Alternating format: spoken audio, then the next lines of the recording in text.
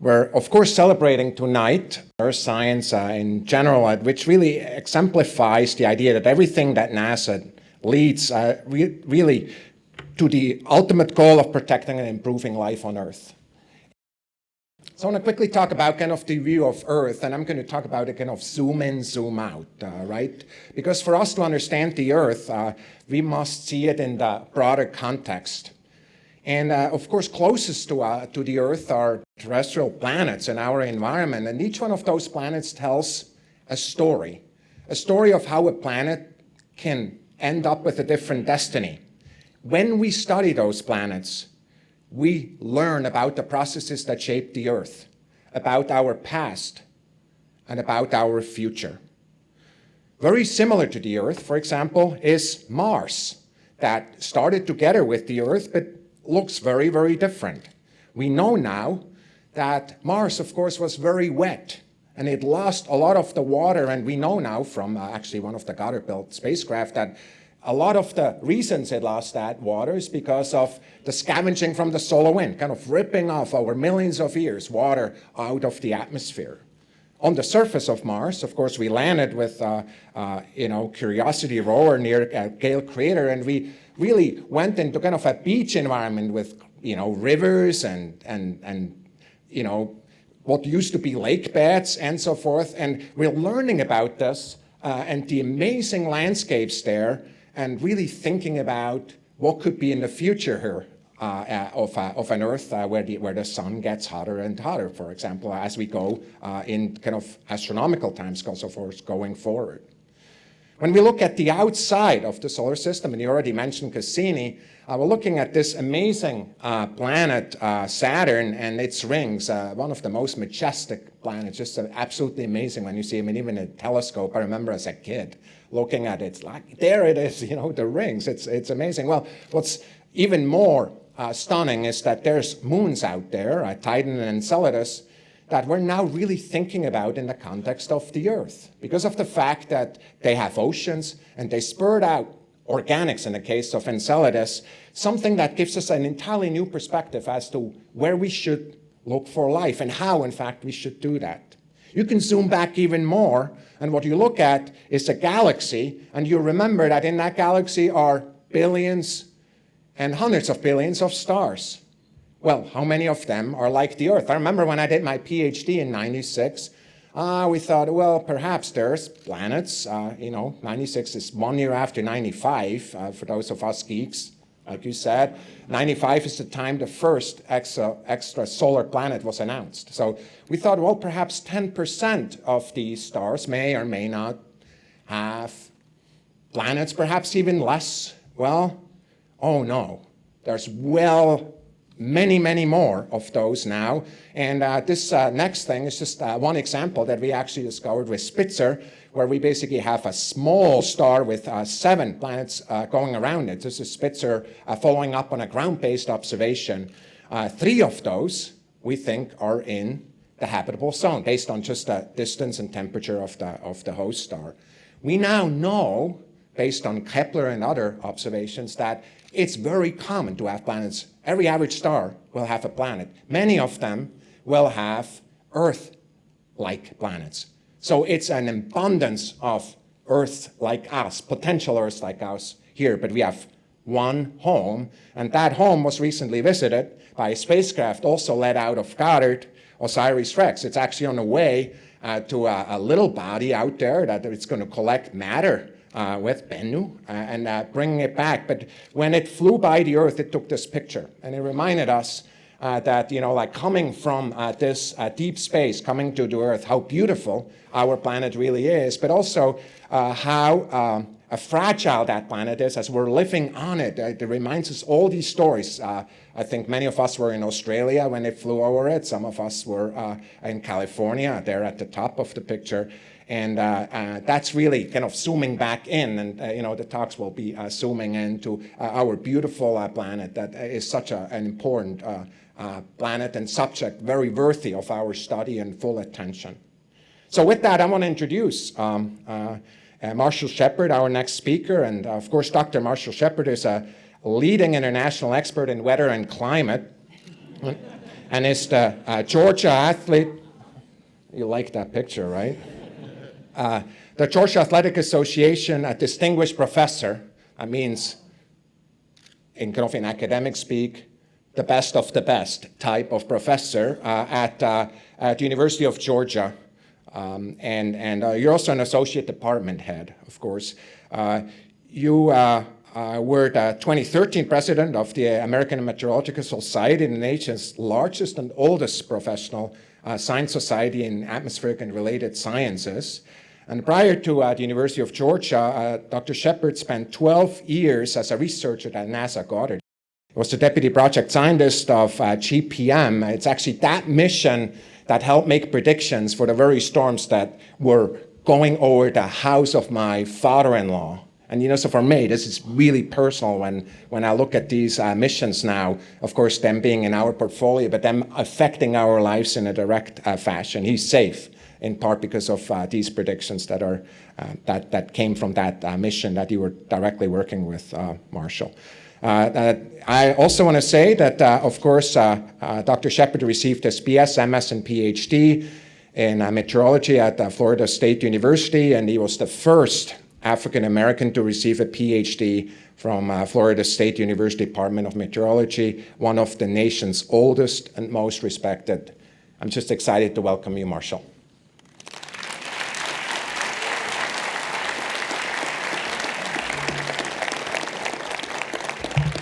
Thank you and good evening.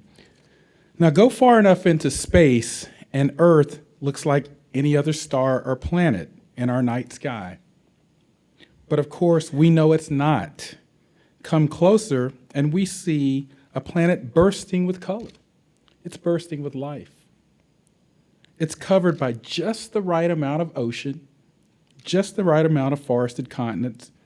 It's protected by a dynamic yet thin atmosphere that roils with weather and storms. Now, we understand the cosmic odds that allow us to carve out our lives here on Earth. Yet there is so much more to learn about our home planet. The world gets more populated, more complicated every day. How are we going to improve life on Earth? How are we going to safeguard this planet? Who is going to lead the continuing discovery on Earth? As Thomas showed us, NASA's exploration of our solar system and deep space is taking us closer than ever to planets than before. But that view from space is also vital to understanding the most complex planet we know, Earth. To take on Earth's challenges, we need not only the vantage point of space, but we also need the technology, grit, and quest for discovery that we use to explore the universe as only NASA can. Now, it's important to note here that Earth science has been at the core of NASA's mission since the beginning. Let's take a look at the Space Act that created NASA. It talks about for the benefit of all mankind. It talks about advanced knowledge of Earth's atmosphere, the preservation of the role of the United States as a leader. Now tonight, I'm going to talk about things from a hurricane perspective. We want to share with you a few stories of how NASA is leading the planetary exploration of Earth and continuing to provide return on investment to every U.S. citizen. In particular, we want to take a look inside the complex world of water. Sometimes there's too much, sometimes there's not enough. So let's pivot now to talk about the hurricane season of 2017. And by the way, as we speak, there's a hurricane possibly developing down in the Caribbean that will affect the Gulf of Mexico and Gulf states later this weekend. Now, 2017 has been an extraordinary season. Hurricane Harvey was the first major hurricane to make landfall in the U.S. in over 12 years. The iPhone and Twitter weren't around then. It was also the most significant rainfall event in U.S. history. Hurricane Irma remained a Category 5 hurricane longer than any storm on record in the Atlantic. And of course, Hurricane Maria, rapid intensification, power, humanitarian crisis. Now, look, I'm a meteorologist, And if you follow me on social media or read some of the contributions I write for Forbes, many of us knew that these storms were going to do what they did. And that's really tough as someone that has knowledge to see that happening. But there is, I guess, a bright side, because we know that science has allowed us to advance knowledge, predict these storms, and possibly save lives. Now, this hurricane season, I want to highlight two stories. One, with each of the three major storms that I've talked about, we can see, even in that glimmer of despair, a success story, where the view from space has improved our ability to forecast or respond to hurricanes. And the second storyline is that we saw three major storms that highlighted absolutely fundamental questions that NASA is trying to answer about hurricanes and how they work. And I'll get to those critical questions in a moment. But first, let me acknowledge our partners. NASA is a research and development agency pushing the envelope on technology, new knowledge generation. We work very closely with our partners at NOAA, the USGS, other federal agencies, and in collaboration with many of our industry partners that are here in the room tonight. That partnership and collaboration is critical to everything that you're going to see tonight. And so we thank everyone that's represented here from those various entities. GOES 16 will soon move to become GOES East in its operational orbit parking. GOES S launches next spring, and JPSS-1, our polar orbiting satellite system, launches next month. They're all a result of partnerships between NASA, NOAA, and industry.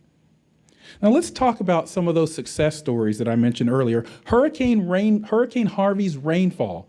Now, as a meteorologist, when I was looking at the forecast models and I saw them saying 3 to 5 feet of rain, I couldn't believe it. I literally couldn't believe it, but they were right. Days out, they were right. This is a testament to decades of advancement. This information from these satellites, from advanced models, are saving lives. Let's take a look at Hurricane Irma's track forecast. This is 5 days before Hurricane Irma made landfall. Watch the lines. The forecasts were spot on 5 days out. Now, yes, there was a little wiggling back and forth as it neared Florida, but where we are in meteorology, this was an amazing forecast. And science got us there. Now, some ways that you might not think of, and you heard Chris mention this earlier, Puerto Rico, Maria knocked out power all across that island. What you're looking at here is a brand new NASA capability that gave first responders block by block detail of where power went out. It is produced by scientists at NASA Goddard and NASA Marshall. It combines nighttime data from the Suomi NPP satellite with 4 other types of satellite data. And the result is a high-definition view of night lights before and after Maria. Look at the streets and city blocks that you can see.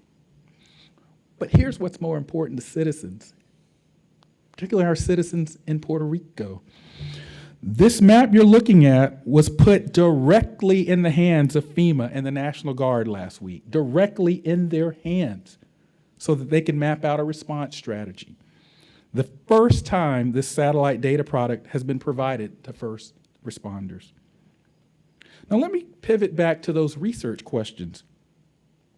The science is helping us understand them, and there's still many challenges ahead, but NASA's there, and our partners are there. Let's go back to Harvey's rainfall. The volume of rain raises questions. Are severe storms more likely to produce more rainfall in the future? NASA is in a better position to help figure that question out. In 2014, NASA, in partnership with the Japanese space agency JAXA, launched the Global Precipitation Measurement Core Observatory, GPM. Now, this is the most advanced orbiting rainfall measurement system ever conceived.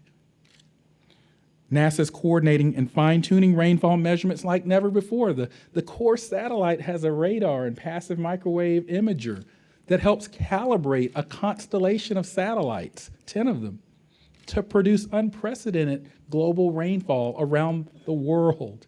That's weather, folks, that you're seeing manifested in rainfall. And at that scale that GPM can provide, not only does it provide science, we can help with landslides, flooding, and other things that affect society. That's U.S. leadership. Now, we've heard questions about whether extreme rainfall events are going to increase, the physics of a warmer atmosphere leading to more moisture in the atmosphere, more big rain events. In other words, what's the weather going to be like in the 21st century going forward? These are questions of the day that scientists will address, and GPM will be there to help. But rainfall from Harvey was not the only hallmark of this season. Let's go back and take another look at the Irma track. And what you'll see, look at those warm ocean waters that Irma had to tap into. But look inside the little hurricane symbol, you'll see a number. And what I want to show here is that Hurricane Irma was a Category 5 storm, longer than any storm that we've seen on record in the Atlantic. Category 5 storm. What made the storm so strong and for so long? Well, as you saw, lots of ocean heat content that NASA satellites can provide information for, and some NOAA satellites as well. This takes us to our second fundamental question: how will warm ocean waters affect hurricane intensity? And here I need to focus on Hurricane Maria. Maria was a storm that went from a Category 1 to a Category 5 storm in less than 24 hours in September. Less than 24 hours. That's rapid intensification. And those of us in my field know that that remains one of the grand challenges of meteorology, because we've gotten track forecasts to be pretty good over the last several decades. But intensity is a challenge. Why do we get this rapid intensification? And that's been a theme of the hurricane season this year, by the way. GPM, again, can help. We can pop the hood on these storms. What do I mean by that? I like to think of hurricanes as like large heat engines. And when you see hurricanes with traditional satellites, you're often looking at the clouds. But as you're going to see in a moment with Maria, we can now take this satellite data and we can peer inside the hurricane and look at the thunderstorms in the eye wall and rain band. Well, if my wife were sitting here right now, she'd say, so what? That's the way she is.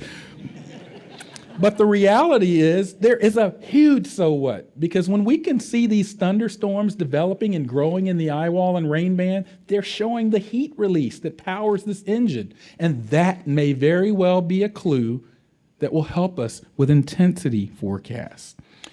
But it's not just satellite data. The global hawk, suborbital platforms, aircraft are also providing unique views, and many of this capability is provided by NASA, our other partners in the industry. And I can't not talk about the performance of our forecast models. Take a look at this model that shows the track of Hurricane Sandy. Studies have shown that if satellite data were removed from the models, we would not have seen that Hurricane Sandy was going to make a left turn into New Jersey and New York 9 days ahead of time. The satellite data is being ingested into the models. Now, this last science question is dear to my heart because it's some of my own research that's sponsored by NASA. There is something called the brown ocean. You might think that storms weaken when they move over land, but we found something different.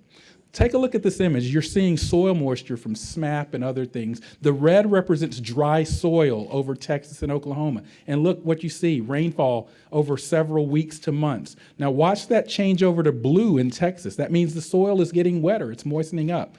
Here comes Tropical Storm Bill, moves over that wet soil and maintains its strength. It actually even intensified.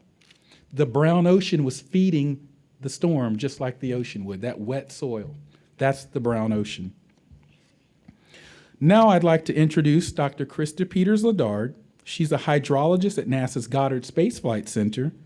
Krista has developed hydrological models of the water cycle that have been widely adopted by the U.S. Air Force Weather Agency, NOAA, and the U.S. Agency for International Development as critical components for their forecasting systems. Krista currently serves as a deputy director of NASA Goddard's Earth Science Division, where she oversees 5 of the 13 Goddard Earth Science laboratories. She is a fellow of the American Meteorological Society and has been awarded the Arthur S. Fleming Medal given to outstanding federal employees. She's also a friend and a colleague.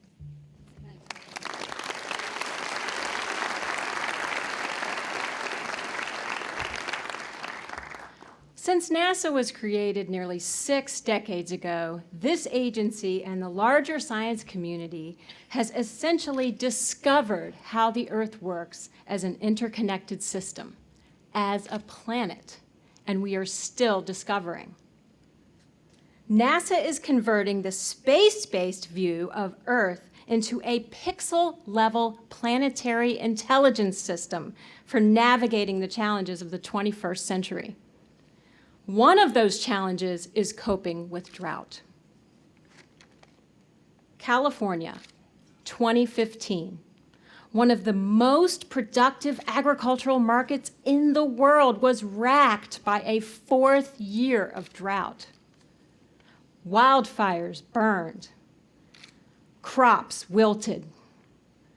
Reservoirs plummeted to half of historical averages. But how did this drought spread? How pervasive was it? From space, we track water in the ground, whether it's a centimeter, a meter, or a kilometer below the surface. Let's start with the big picture. Around the world, the GRACE satellites, which is a partnership between NASA and the German Space Agency, have provided unprecedented views of water storage in natural aquifers. These underground reserves are so massive that they affect the Earth's gravity field. And when their mass changes, the satellites detect the change in gravity. Droughts affect deep groundwater stores. In fact, water users can pump hundreds of billions of gallons out of their aquifers to compensate for the lack of rainfall. And GRACE detects this change.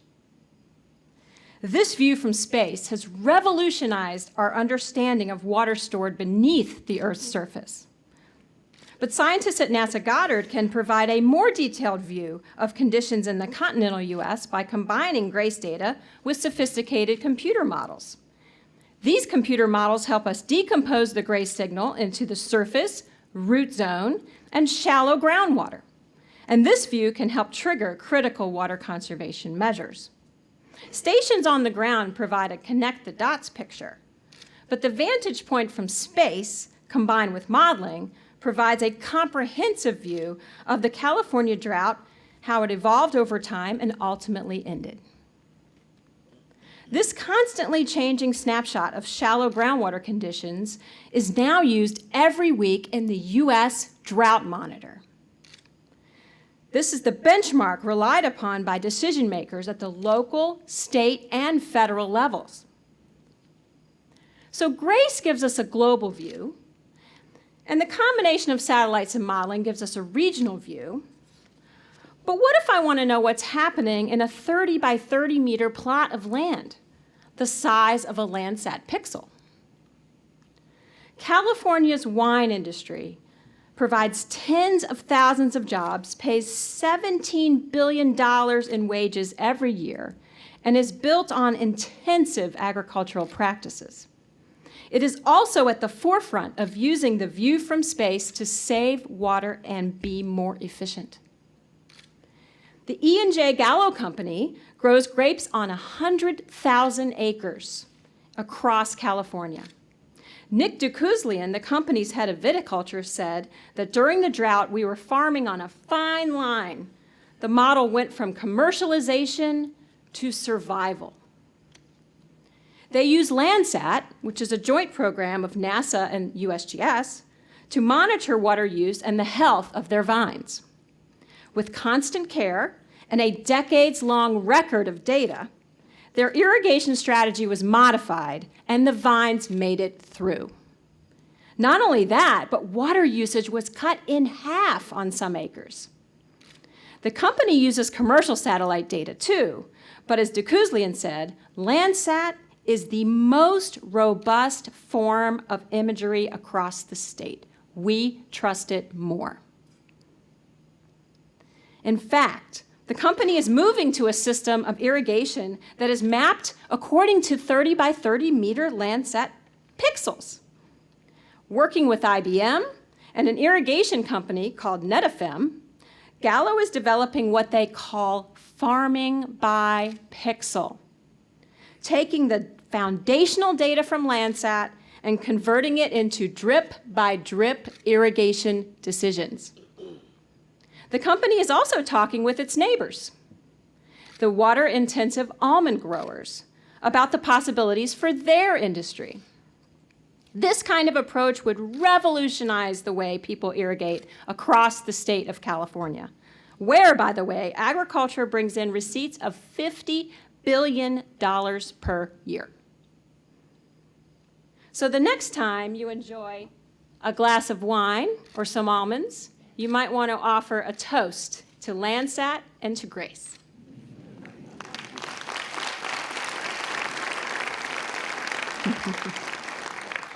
So California survived its historic drought, and the public and the private sectors are now retooling their long-term plans for managing water. And the view from space will help lead the way. The drought recovery took years, helped in part by massive storms that stretched across the Pacific this winter and spring, and El Niño-driven rain and snow in the years before that. But while the local El Niño impact was beneficial, it also reminded us of why we study the Earth as an interconnected system. When a giant swell of warm water emerged in the Pacific Ocean in 2015, scientists knew to look for impacts. As El Niño changed the global weather patterns, southern Africa went into a severe drought. On top of already dry conditions, the region experienced its lowest rainfall in 35 years. With the SMAP mission, launched in 2015, NASA has dedicated soil moisture measurements for the first time, and SMAP could see this severe drought emerging. SMAP's highly sensitive microwave radiometer detects the energy emitted by the soil depending on how wet or how dry it is. It's like the old gardener's trick. You squeeze a handful of dirt and you see if it clumps up or if it falls apart. Think of SMAP as doing the same thing with a lot more precision all around the world every 3 days. SMAP allowed us to see the connection between the Pacific Ocean water temperatures and the moisture in the soil in southern Africa. But like with the data in California, these measurements are now being put to operational use more than ever. SMAP's data was fed into the USDA's global crop yield forecast, the Foreign Agriculture Service reports that help drive multi-billion-dollar commodity markets around the world. In fact, the scientists for this region said that with SMAP, they now have the first reliable soil moisture data in 30 years. As the soils dried out, we also used the Terra and the Aqua satellites to assess the impact of vegetation across the countries of southern Africa. These NASA soil moisture and vegetation analyses were also fed into a USAID program called the Famine Early Warning Systems Network. As this drought spread, nearly 30 million people were at risk of drastic food shortages. 4 out of 10 people did not have access to clean drinking water. The global view provided by NASA scientists helped inform USAID decisions about where the agency should send help. In southern Africa in 2015 and 2016, USAID delivered nearly $350 million of emergency water and food aid to millions of people. Our planet's population hit 7 billion people in 2011. And we will likely hit 8 billion in the next decade. We are more dependent than ever on our global food system. At a time when we expect droughts, like the ones you've seen tonight, to happen more frequently, with more severity, for longer periods of time. The challenge is not only feeding 8 billion people, but minimizing conflict. The defense and intelligence communities have named the increased likelihood of conflict due to food and water shortages as one of the key threat multipliers they are watching in the 21st century. Water drives life and the global agriculture system that depends on it. If we want to know and predict what's happening with agriculture locally, we have to understand the system globally. And now, to bring us home, here's Marshall.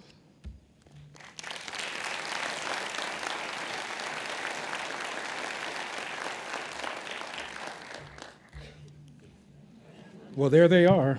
They can't ever say they haven't been on a big screen. Those are my kids. And hopefully tonight you see that this is not about pretty pictures from satellites. These are about narratives of society.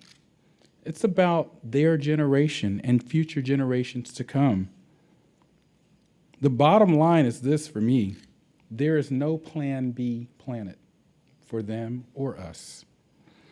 Now, Krista and I have shown you several in-depth stories about water, and really only a fraction of the water cycle. Now, keep in mind that NASA is applying the same intensity of monitoring and research to answer key questions about other facets of the Earth system. For example, what are the trends with the world's ice sheets and glaciers, and what does that mean for our coastlines in the future? What do the ongoing changes to the Arctic sea ice mean for the region? Next year, NASA launches the GRACE follow-on and ICESat-2, representing major refreshes of our ice and water monitoring capabilities. And this is important because in order to detect change, we need to see trends, long-term trends. How is life on land and in ocean changing around the globe? How is carbon moving through the air and ocean and land? And what does this mean for our future climate? The coming launches of the Landsat 9 and the JEDI LiDAR to the International Space Station will advance these investigations. How will clouds and aerosols respond to and affect changes in the Earth's system? This remains one of the biggest question marks about our climate system, and there are questions. That's why we as scientists do what we do. These questions aren't just scientific mysteries. Together, they add up to a larger question of habitability on the planet. But there is good news. The good news is that the science has tackled these types of challenges before. Just last month marked the 30th anniversary of the Montreal Protocol, an international agreement struck within years of science identifying a crisis, the ozone hole, which you see here. Now note that the blue represents depleted ozone. That's the ozone hole over the Antarctic region. It would have never been possible without NASA's confirmation from space of the size and persistence of that hole. Now let's walk through a world avoided simulation, just to kind of bring home the value of understanding that that ozone hole was there and doing something about it. On the left is the world with the Montreal Protocol.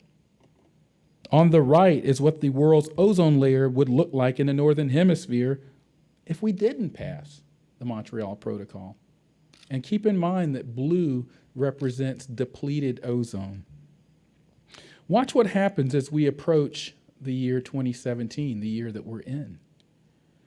Here at the latitude that we are, if we didn't pass the Montreal Protocol, we would have about 10% more ozone depletion, or 10% more increases, if you will, in the damaging UV radiation. Now, UV radiation damages our skin, first of all, it's a health issue, and crops that we depend on for food.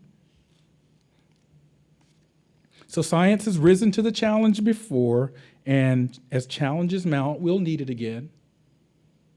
But choosing to cast our lot with science is really choosing to put our faith in people. Yes, we face enormous challenges in the years and decades ahead as we push science and society to understand and manage the resources of our home planet. There is no better partnership than the one that we see between NASA, NOAA, USGS, other federal agencies, and the vital collaborations with industry partners, many of which are represented in this room tonight. This partnership will lead the way into the 21st century with optimism that we can solve these challenges together. Our work has just begun. Thank you.